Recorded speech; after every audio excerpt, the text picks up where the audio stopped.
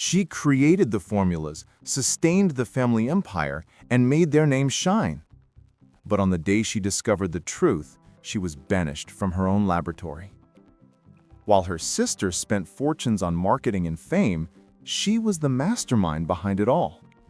Until the day the parents gave away the most lucrative franchise for someone who has never created absolutely anything.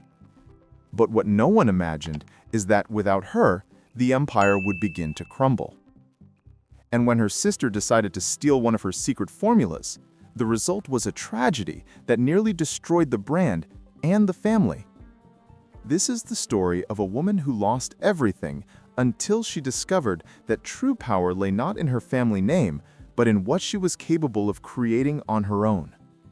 Sign up now and stay until the end, because what comes next will change the way you see family success. The rhythmic sound of bottles being shaken in the mixer filled the laboratory with a familiar cadence. For Livia, that sound was more than technical noise. It was the rhythm of her life. She watched the suspended particles of fragrance in the air, floating like tiny promises of beauty. Each formula she created carried her invisible name, and it was this anonymity that kept her captive among test tubes and bottles labeled with almost poetic precision. On the other side of the mirrored glass, she saw her sister, Marina, giving smiling interviews to influencers and TV cameras. The meeting room exuded glamour, but for Livia, it was just an act. The mind behind the brand, she thought, doesn't deserve applause, only results. Her patience was the true foundation of the company, even if the world never knew it.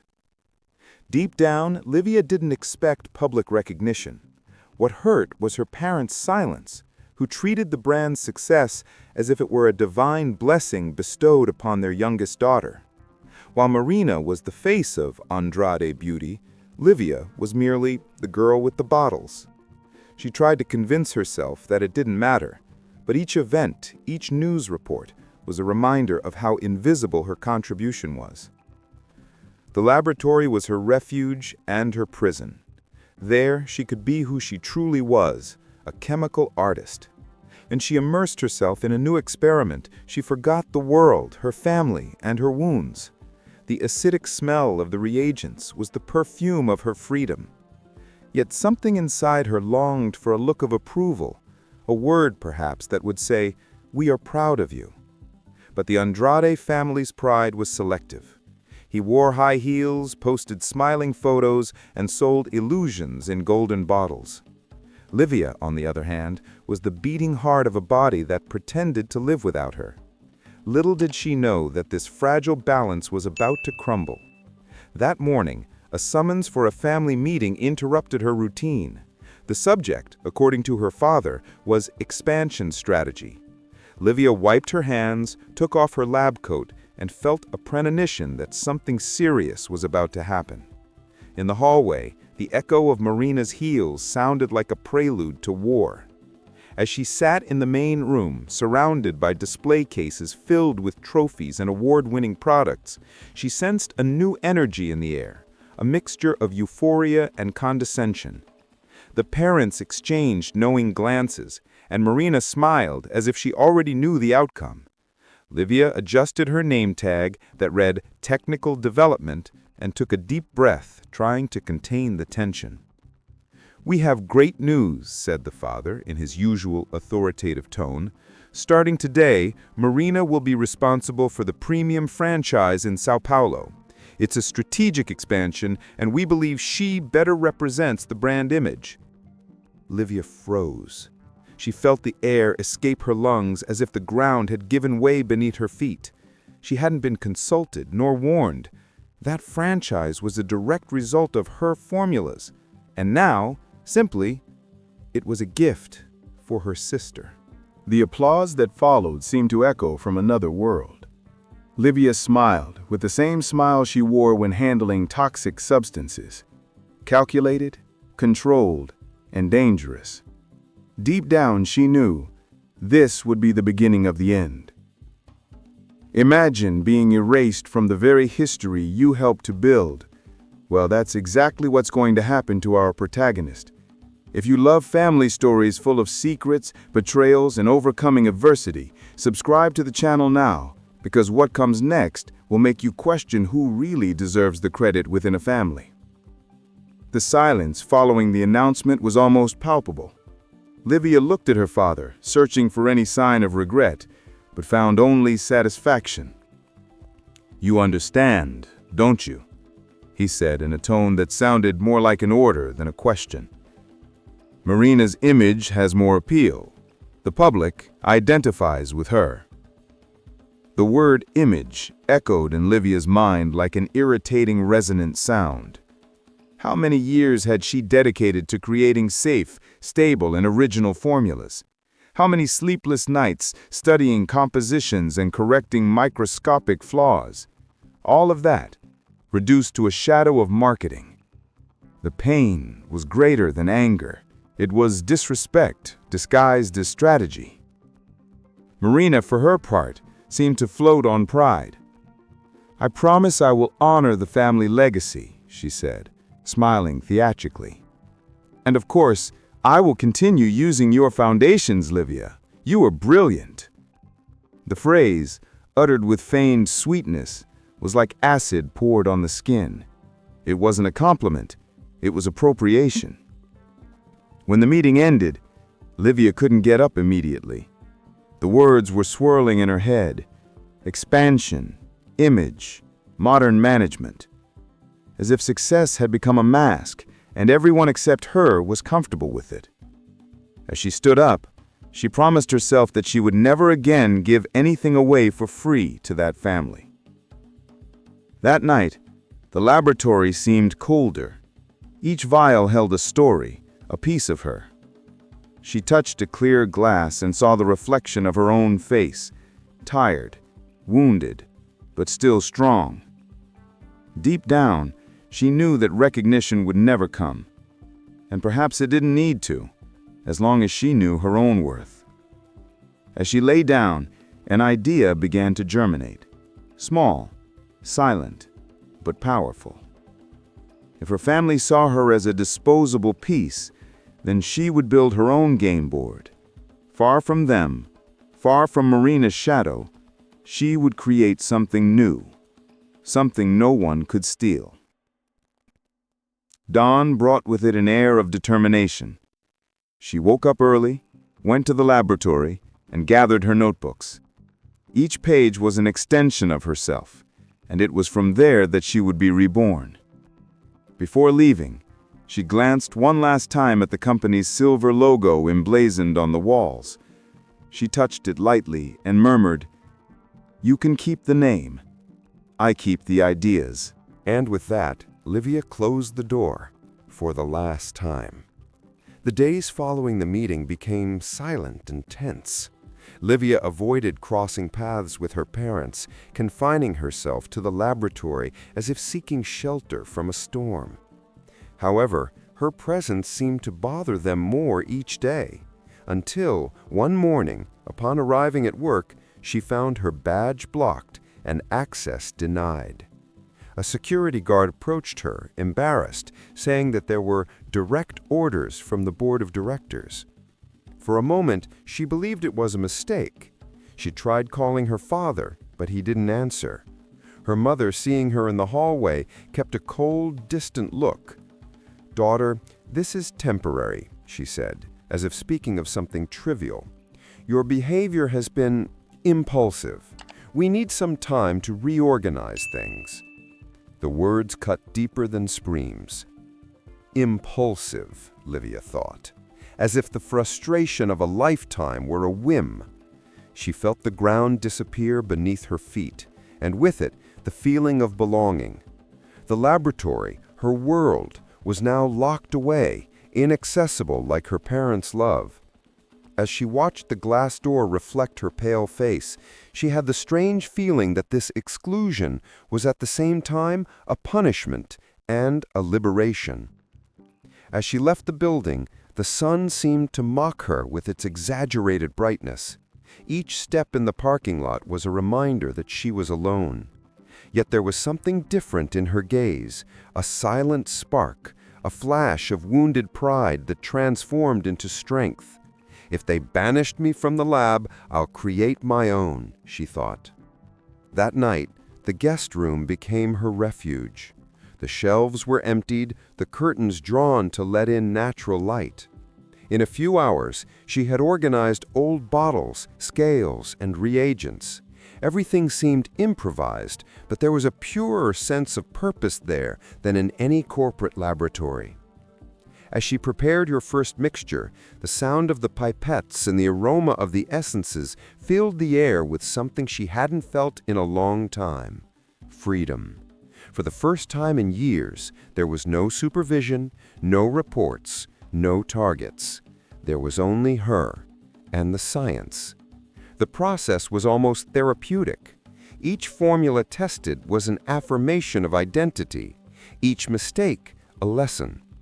Livia began to record everything in a new notebook with the handwritten title, A New Beginning. There, each page would be her witness, her defense, and if necessary, her revenge. The following week, she received a message from Marina. "I hope you're resting. The company is doing better than ever." Her sister's condescending tone sounded like a calculated provocation. Livia responded simply with a period, short but laden with contempt. Deep down, she knew that silence would be her best weapon. Time would prove who was the mastermind behind it all, and when the time came, no one would be able to deny what she had built. She looked up from the microscope and smiled. The laboratory was small now, but it was hers, and within it, something was being born that would change the course of her family's life forever. The new space smelled of alcohol and hope. The constant sound of chemical reactions was the soundtrack to Livia's rebirth. She started from scratch, reusing materials, improvising equipment, testing new compositions with almost obsessive patience. Each drop was measured with precision, as if perfection could heal what her family had destroyed. Days blended into nights, and time had lost its form. The clock served only to measure the interval between one idea and another.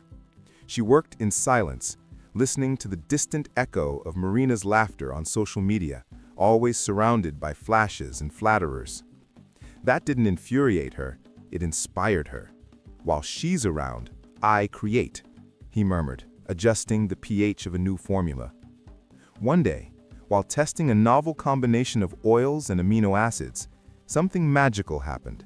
The texture of the new mixture was unlike anything she had ever created. A stable, lightweight product with a natural shine and balanced aroma. "Perfect," she whispered.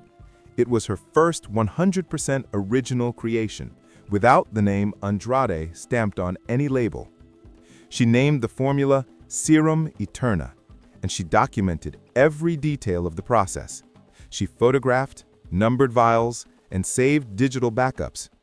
If she ever needed to prove authorship, she would have irrefutable evidence. The scientist within her spoke louder than her wounded heart. Meanwhile, on social media, Marina was announcing the new era of Andrade beauty. Luxurious videos showcased shiny products and golden packaging. Livia watched in silence, recognizing familiar patterns in the chemical descriptions. "It can't be," she murmured. Each component sounded dangerously similar to her old notes. Days later, the shock came in the form of an email from a former client.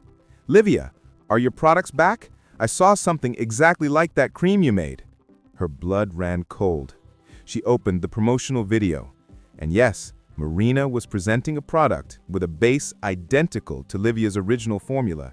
The name? Luminous Silk. A blatant copy. Outrage came in waves. She tried to ignore it, telling herself it wasn't worth it. But when the first reports of allergic reactions began to surface online, everything changed. Photos of burns, redness, and severe reactions spread. The brand blamed contaminated ingredients, but Livia knew the truth. Marina had tried to replicate its formula and failed. With each new post, the anger grew. Not only because she saw its creation corrupted, but because innocent people were suffering due to the ignorance of others. They played with science as if it were makeup, she thought, trembling with hatred and sadness. That's when she made a decision. She wouldn't stay silent any longer. She picked up her notebook, New Beginnings, opened it to the first page, and began planning something that would change everything. It was no longer about family justice. It was about truth. And this time, she wouldn't back down. Marina shone under the lights of a luxurious studio, with the rehearsed smile of someone who believes her own lie. The new line, Luminous Silk, "This is the revolution the beauty world has been waiting for," she told the cameras, surrounded by influencers and journalists. The packaging gleamed in metallic tones, and the bottles, ironically, were replicas of the samples Livia had created months before. On the other side of town, Livia watched the broadcast with a mixed expression of disbelief and suppressed anger. "They didn't even change the proportions," she murmured, analyzing the label on the screen. She could recognize her own creation even by microscopic errors, details that only a true creator would notice. Every word Marina spoke was a blow that reopened old wounds. Behind the scenes, the parents were euphoric. The father, Augusto, praised his daughter to investors, while the mother, Helena, posted motivational quotes about family unity and success. It was a perfect spectacle of hypocrisy, and everyone applauded. For them, the business was a dream finally coming true. For Livia, it was the public theft of her identity. The internet reacted explosively. In just a few days, the line Luminous Silk went viral, accumulating thousands of sales and superficial praise. Marina was celebrated as the new Brazilian female entrepreneur. Livia tried to convince herself not to care, but with each new marketing video, the resentment grew like an infected wound. She knew the truth would come out. It always does. And when it did, she wanted to be ready. That's why she kept refining the Serum Eterna, her true legacy. While her sister sold illusion, she produced science. While the world saw brilliance, she saw falsehood. But then something changed. A mutual friend, a former employee of Andrade Beauty, contacted her secretly. "Livia, they are selling an altered version of your formula," he warned. "They reduced the stabilizers and added cheaper fragrances. This can cause serious reactions." Livia's stomach churned. "They wouldn't do that," she murmured, but deep down she knew they would. Profit always comes first in that family. Suddenly, memories of old arguments returned.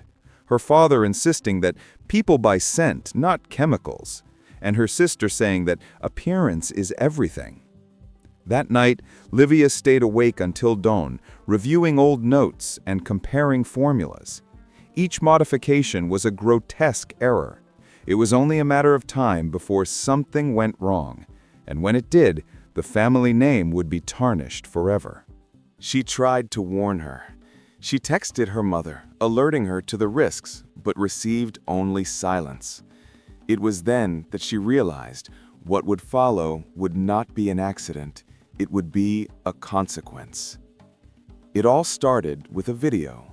A famous influencer appeared in tears, showing her face covered in red spots and blisters. "I used the Luminous Silk, and I woke up like this," she said, sobbing in front of millions of followers.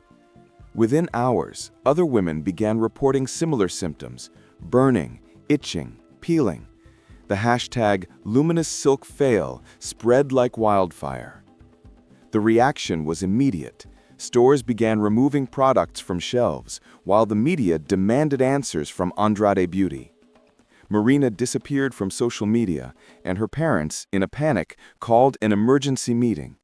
Livia, watching everything from home, felt a cruel mix of pain and revenge. She didn't want to see anyone suffer, but it was impossible not to think, "I told you so." The scandal grew to alarming proportions. Reports showed customers hospitalized, and doctors confirmed the likely cause was a chemical reaction to unstable ingredients. The brand tried to blame an adulterated batch, but technical analyses refuted this version. The modifications to the formula were structural and amateurish. In the silence of her small laboratory, Livia watched the public collapse of what she had built with so much effort. It was like seeing a masterpiece destroyed by ignorant hands. Even so, the scientific part of her refused to take pleasure in the disaster. These women didn't deserve this, she thought, as she read testimonies from weeping victims. Marina, pressured by the media, attempted a press conference. Her pale face and trembling voice betrayed her inner turmoil. "We are investigating what happened," she said, trying to sound professional. But when a reporter asked about the origin of the formula, she hesitated, and her silence was her condemnation. That night, Livia received dozens of anonymous messages. "You knew everything, didn't you? Did you create this? Why did you let it happen?" Each notification was a knife twisting in her conscience. She wasn't guilty, but the world didn't know that yet. The next day, the name Livia Andrade began appearing in beauty forums. Former employees of the company started telling stories about a hidden scientist who created all the formulas. People began connecting the dots. The secret, years in the making, was becoming public, and she didn't even have to say a word. The family, desperate, tried to make contact. The mother cried, the father pleaded, and Marina only sent a short message, "Please, help me." Livia stared at the screen for long seconds before typing the reply, "Now you will hear the sound of my silence." The following morning, the phone rang. On the other end of the line, a firm, calm voice asked, "Livia Andrade? This is lawyer Eduardo Lima. I think it's time for you to tell your side of the story." Eduardo's call came as a pause in the chaos. His voice, firm and serene, was the first sign of rationality amidst the despair. "Livia, they're going to try to blame you," he said bluntly. "There are rumors that the company will allege sabotage, that you tampered with the formulas before leaving." The silence that followed was heavy, as if the world had stopped for a moment. "Sabotage?" she repeated, incredulous.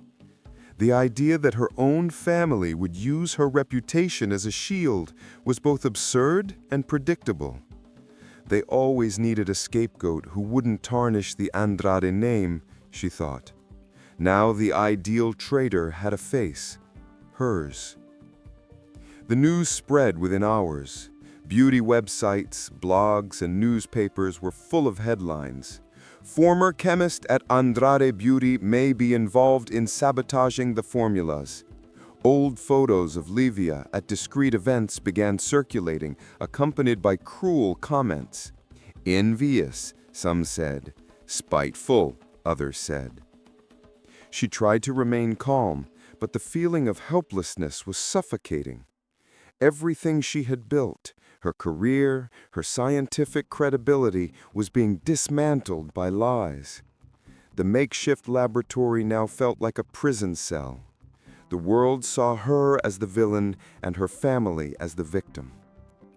But Eduardo didn't let her sink. "You have proof, Livia. I know you keep everything," he said confidently. "We're going to build the case, not just to clear your name, but to show the world who really created that brand." For the first time in weeks, she felt a spark of hope. That night, they opened a video conference. Eduardo, with an analytical expression, asked her to show him her records. Livia stacked notebooks, drafts, dated vials, and digital notes. "Here are the originals of all the formulas I produced, every test, every variation, all dated and signed." He was silent for a few seconds, impressed. "This isn't a notebook," he said with a smile. "It's an indisputable timeline of truth." For the first time, someone saw in her records more than science. They saw a testimony. But Eduardo also knew the price of challenging a family empire. "They're going to fight dirty," he warned. "Be prepared. When power and ego are at stake, the truth is the last ingredient they want to use." Livia nodded without hesitation. They took everything they could. Now there's nothing left to lose. And so, with a simple click of send, she formalized the complaint. The Andrade versus Andrade case had just begun. In the following days, Eduardo became more than a lawyer. He was the thread of lucidity that kept Livia standing. He guided her with precision, devising strategies like an experienced chess player. Every document you show needs to tell a story, and your story is one of creation, not revenge. Together, they began compiling a dossier. The spreadsheets, prototypes, and even the company's internal approval emails formed a perfect map, clearly authored by Livia. The case was serious, but also risky. Suing her own family meant destroying the empire she herself had helped build. "Are you prepared for this?" he asked. "I'm prepared to never be invisible again," she replied. The first hearings took place behind closed doors. Marina tried to deny any direct involvement, but the contradictions in her testimony were evident. Her gaze avoided Livia's the entire time, a mixture of shame and wounded pride. The tension between the two was almost palpable. Outside the courtroom, the press turned the case into a spectacle. The Andrade sisters' war dominated the headlines, and social media was divided between supporters and critics. Some saw Livia as an unjustly victimized person, others as the villain who wanted to destroy her own family. Eduardo, always pragmatic, reminded her, "You don't defend a name with emotions, but with facts." Their relationship grew quietly. Between meetings and late nights reviewing papers, there was something beyond trust, a rare empathy, built in the fire of shared idealism. He believed in her not just as a client, but as a human being. "You don't just want to win," he said one night. "You want to be heard." Meanwhile, new discoveries were emerging. Eduardo found internal documents showing that Marina had forged signatures to register the formulas in her own name. The evidence was devastating. With this, we not only cleared her name, but we brought down the empire. But the price would be high. Augusto and Helena, fearing ruin, hired a team of aggressive lawyers and attempted a silent settlement. They offered money, silence, and family reconciliation. Livia refused. "What I want is not for sale." The subsequent hearings were tense. Eduardo, always calm, conducted the defense with surgical precision. Each question disarmed the parents' narrative. Each piece of evidence presented was a sharp blade. Marina, cornered, began to crumble in public. At the end of the last hearing of the month, Eduardo looked at Livia and said, "Now they know who you are." And that, even before the sentence, is already a victory. She smiled discreetly. For the first time, she felt that the scales of justice were beginning to tip in her favor. The dawn of that day seemed different, too calm, like the silence before a storm. On Eduardo's office desk lay an organized stack of documents, videos, and expert reports. At the top, a simple title, handwritten in firm script: Andrade Dossier, Evidence of Scientific Authorship, Livia Andrade.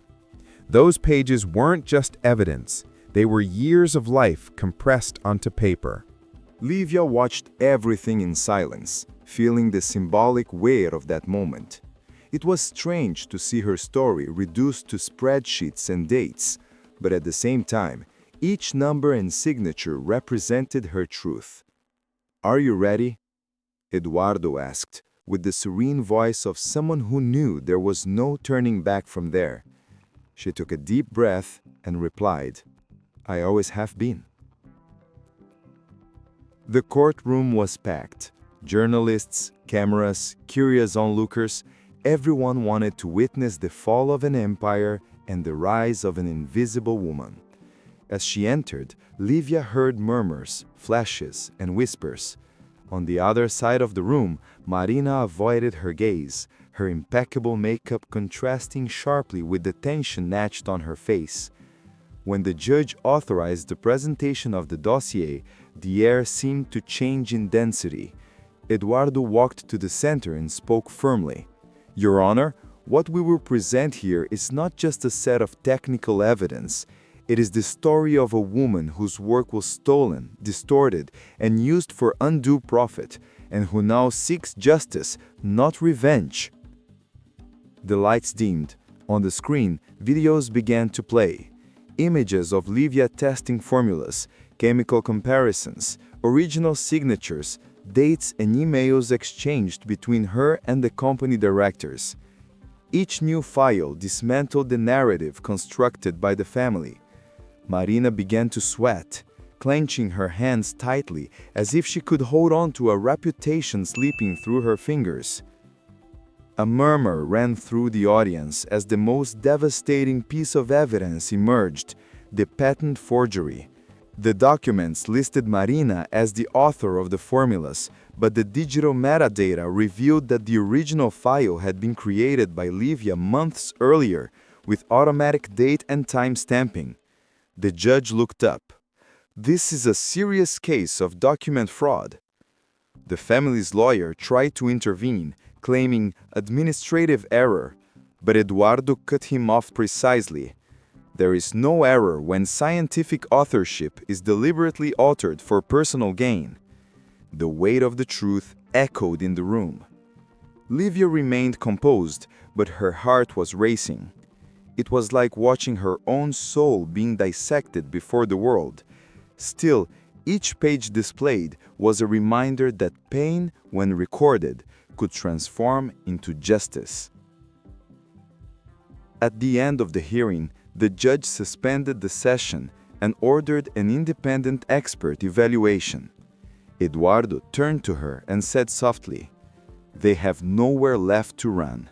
Now it's only a matter of time." But as she left the courthouse, a crowd of reporters surrounded her. "Do you regret exposing your family? Is it true that you planned to bring the company down from the start?" Livia stopped, looked at the cameras, and replied calmly, "I just wanted the right to put my name where it's always been, in the formulas you used on your skin." The final hearing was scheduled for a rainy Friday in a larger courtroom due to the size of the audience and the press. The entire country followed the Andrade versus Andrade case as if it were a live soap opera. Comments, hashtags, and debates multiplied on social media. The cosmetics empire was now synonymous with corruption and vanity. Marina entered accompanied by her parents, all three dressed in black, as if they were going to a funeral. In a way, they were.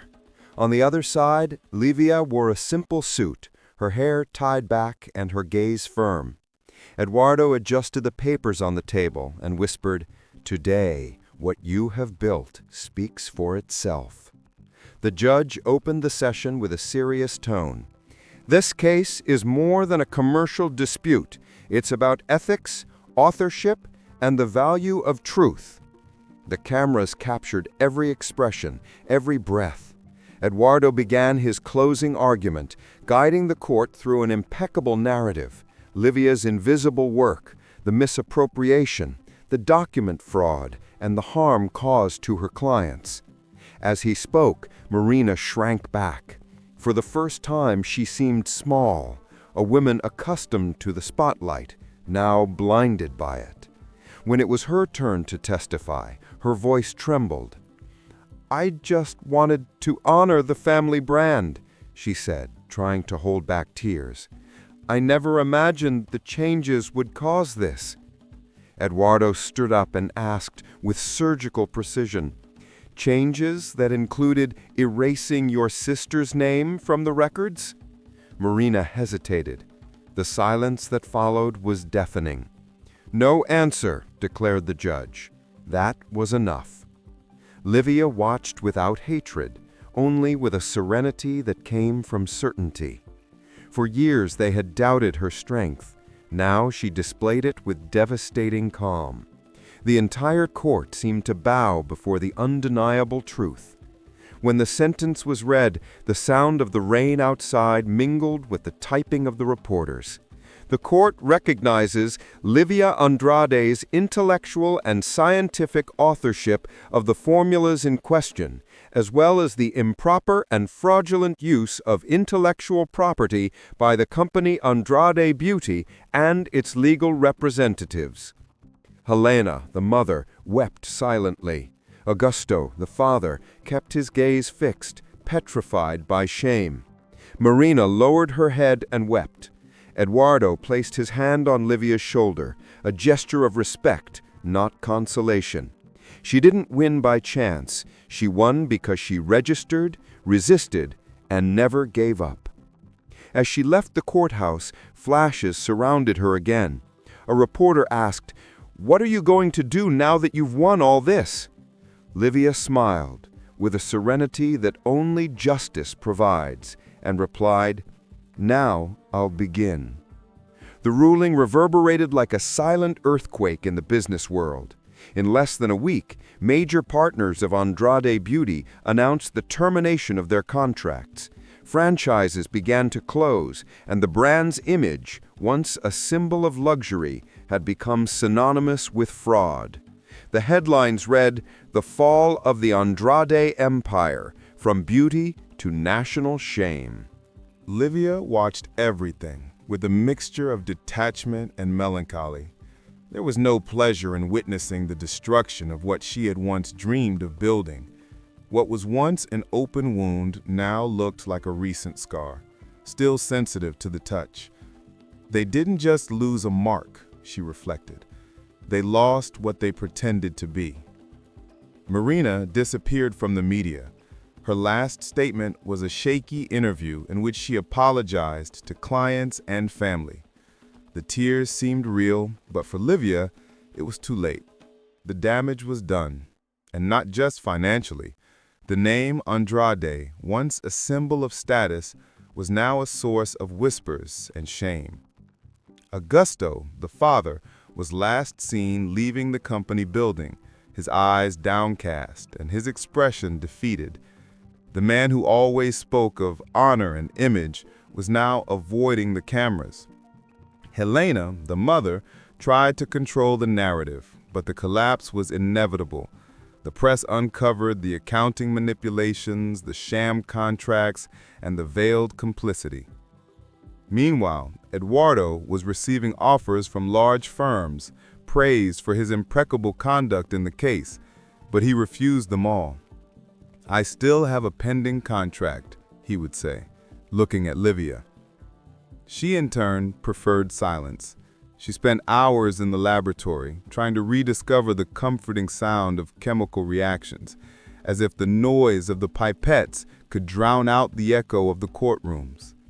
Her apartment was filled with flowers sent by strangers, clients, women, young scientists, thanking her for her courage.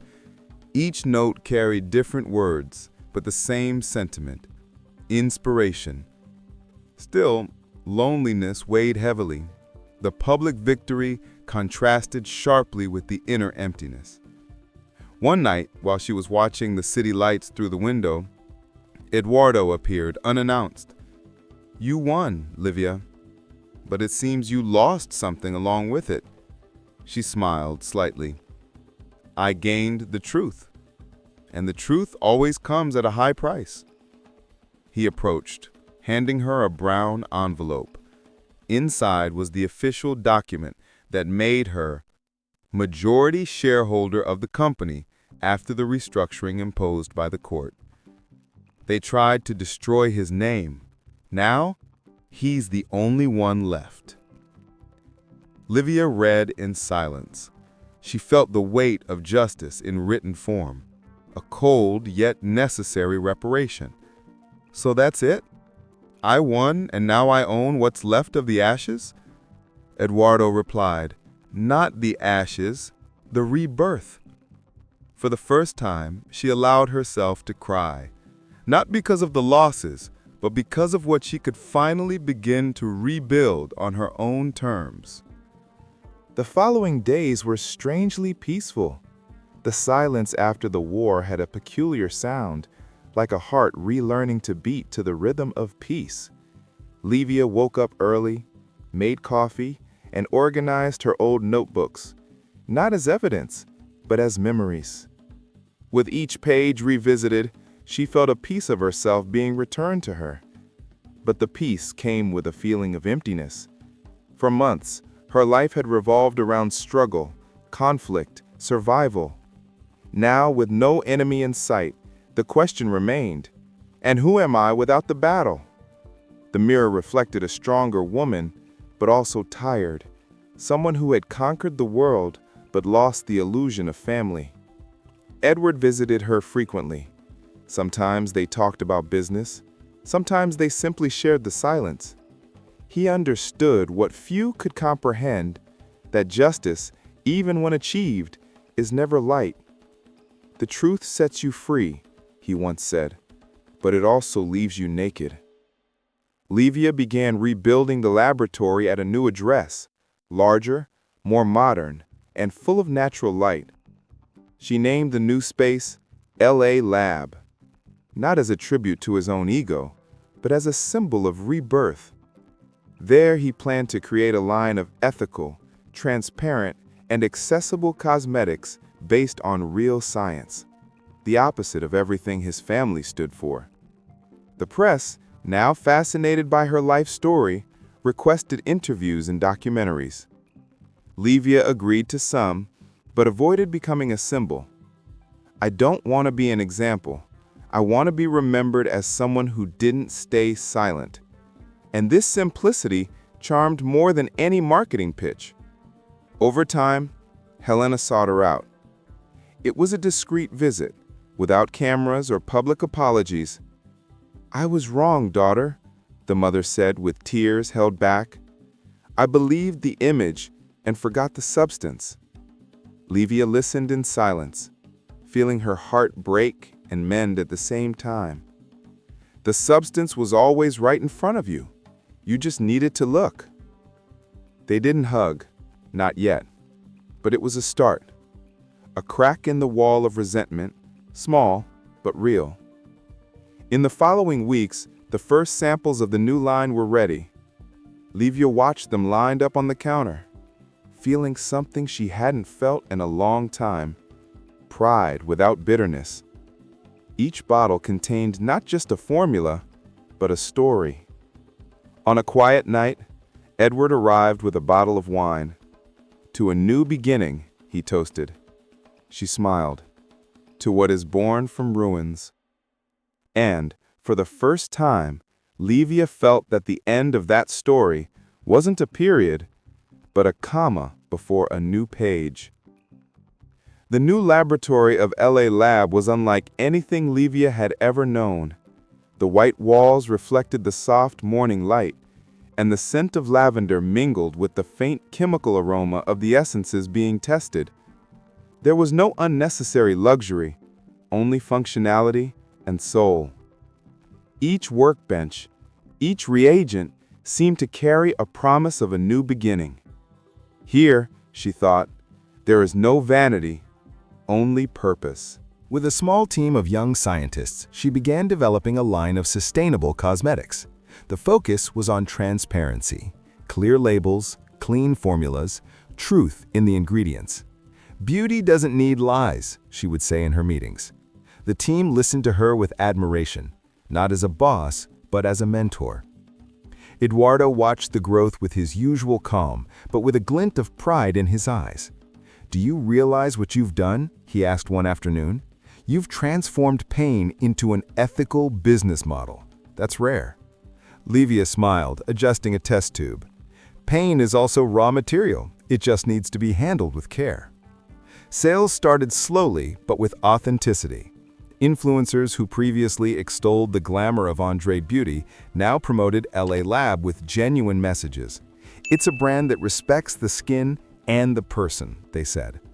The public responded with empathy and loyalty. In just a few months, the brand surpassed all expectations. But Livia, unlike before, didn't celebrate with euphoria. "Success is a living laboratory," she said. "If you don't take care of it, it contaminates you."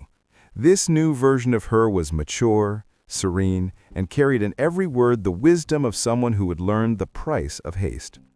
One day, during an interview for an international magazine, she was asked, "Do you think you won against your family?" She replied without hesitation, "No, I won against the silence." That phrase would go viral, a symbol of the woman who, even betrayed, chose to rebuild instead of destroy. The nights were calmer now. The sounds of work in the lab were accompanied by the light laughter of her new team, and even the silence seemed welcoming. Still, there was a corner of his heart that remained restless, something still unresolved, a bond that time had not been able to undo. That bond had a name: Helena. From their brief encounter, Livia felt the need for a real conversation, without lawyers, without judgment, without the weight of contracts. A conversation between mother and daughter, not between guilty party and victim. Fate would arrange this reunion.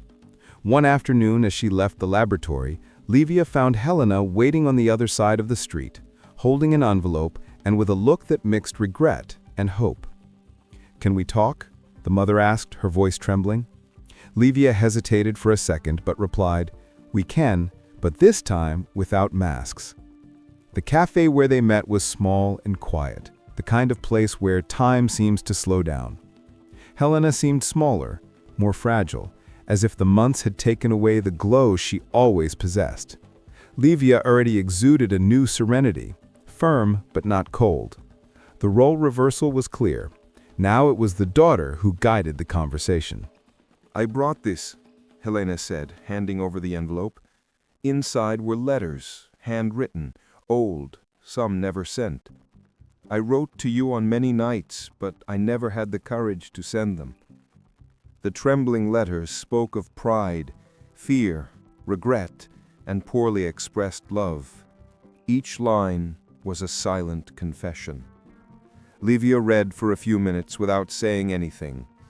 Her mother's words, so imperfect and sincere, stirred places she thought she had forgotten. When she finished, she took a deep breath and asked, "Why now, Mom?"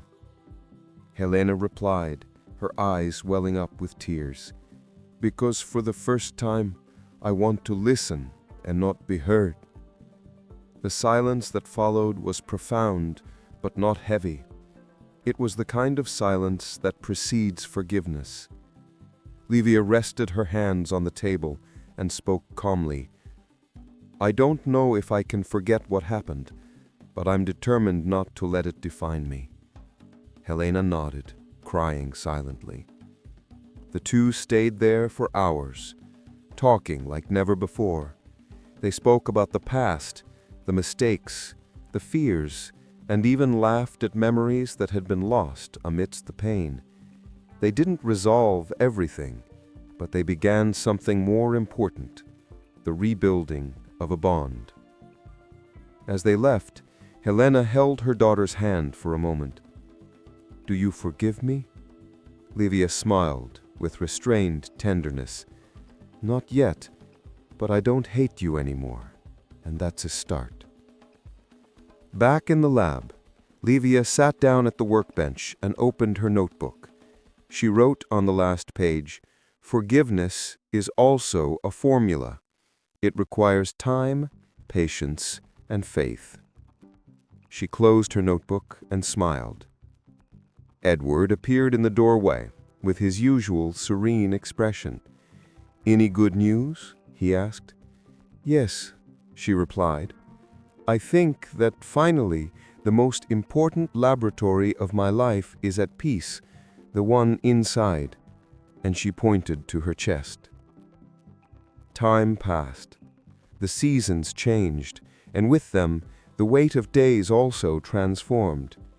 The name LA Lab was now circulating in international magazines, being celebrated as an example of innovation and ethics in the cosmetics market. This time, fame didn't come with fanfare. It came with respect. It was the kind of quiet recognition built on a solid foundation, not with spotlights. Livia, however, followed the same routine as always. Lab coat, gloves, notes, soft music in the background. Fame no longer seduced her. The laboratory was still her temple, and science her prayer. As long as I can create, I am alive. And in that space of glass, light, and calm, she seemed more alive than ever. One morning, Eduardo arrived carrying an elegant envelope bearing the logo of a French multinational. "They want to buy LA Lab," he said, handing over the document. 100 million, plus a stake on the board. It's a golden offer. Livia remained silent for long seconds, staring at the paper as if gazing into a mirror of the past. 100 million, she repeated, smiling slightly. It was the same kind of offer that had once seduced her parents, the same siren song that had turned a dream into vanity. She walked to the window, watching the awakened city outside, and felt her heart beat calmly. "Are you going to accept?" Eduardo asked. She replied, "No. My price has never been money." He observed her with admiration and respect. "So what do you want, Livia?" "I want my work to remain mine, free. I want every bottle that leaves here to carry a piece of truth, not a purchased logo." Her words sounded firm, definitive. It was the complete woman speaking, not the wounded daughter. In the following months, she expanded the laboratory using her own resources, opening space for young female researchers and social projects. She created a scholarship program for girls interested in science, calling it Eternal Project, in homage to his first independent formula. "The future is also a legacy," he used to say. The reunions with her mother became frequent. Helena, now retired from business, worked as a volunteer for environmental causes, seeking silent redemption. Sometimes she visited her daughter in the laboratory, helping to pack samples.